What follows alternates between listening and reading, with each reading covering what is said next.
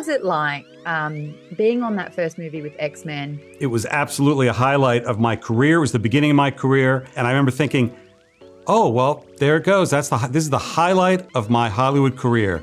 Was there a voice in your head that went, oh, it's not blue and yellow though? Yes. You better do something about Yes. that one day. Yes. I wanted to start off by saying happy 24 years of being on set with Mutants. That is quite an achievement. 24 years, yes. Working with Hugh Jackman again, it's probably 25 years since first came on board that movie, is another highlight and a very emotional one. Because I wasn't sure that I'd ever reconnect with the X-Men or the Mutants on the big screen because Marvel Studios didn't have the rights. So when that changed, there was a wave of excitement and of nostalgia for me, and that's all just come to a head with Deadpool and Wolverine. The director, Sean, said that if there were ever a team up with Deadpool, he would want to see him go up with Spider-Man. Now that we've got access to all of sort of the X-Men and Marvel characters, choosing any two characters, I know you're a fan of Storm, which two characters would you want to see team up? Thor and She-Hulk.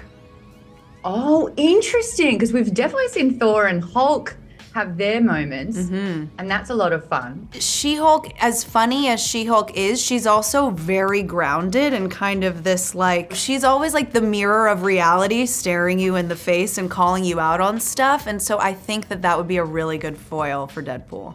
Wendy was saying that when he did first appear on set in the blue and yellow, that grown men were sobbing. Is that true? Yes, you know what, I may not have been there when he first put it on that first day. But I will say, in my first conversation with Hugh, after he'd called Ryan to say he wanted to come back, I did say, but you know what we have to do for sure? He goes, what? I said, the yellow costume. The yellow costume.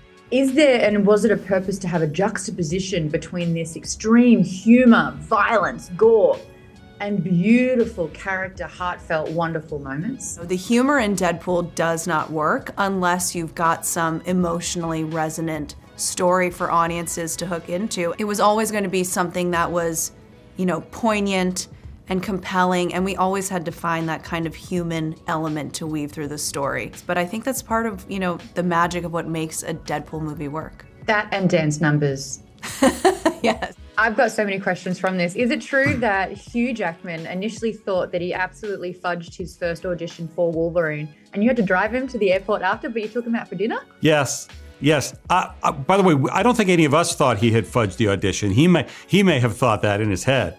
It's a very Aussie thing, yes, by the way. I think the production was already up and running at that point, and he was a late addition. And he came in, he did the audition, and then the crew sort of pushed him off so they could move on with things. And I thought, well, gosh, he came all the way up here. Maybe we should take him out to get a bite to eat.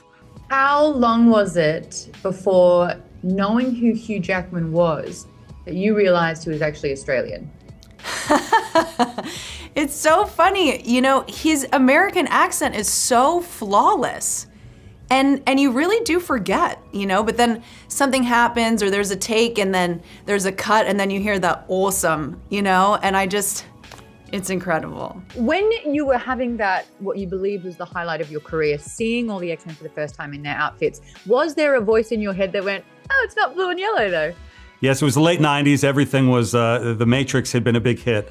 So there was a desire to have a lot of black leather. There was a lot of fear of the goofier elements of the comics or the bolder, brighter elements of the comics not translating well. So whether that's Wolverine's hair or the bright costumes, yes, it was. We stressed the grounded elements of it. So that certainly was in my head all along, but didn't really have the power or the authority to do it until we became our own studio. With Logan, fantastic film. It really was a way to see off the character of Logan Wolverine. But it was Hugh that wanted to come back in for Deadpool 3, I believe. This is what he wanted to do next, was to play Wolverine one more time and to do it with Ryan as Deadpool. And he's actually said, the moment that he said he was kind of hanging up Wolverine and he would never play him again, very shortly after that, he was sitting in the theater and saw one of the Deadpool films and was like, ugh, why did I just say that? This is what I need to do. This is the perfect foil for Wolverine, right? So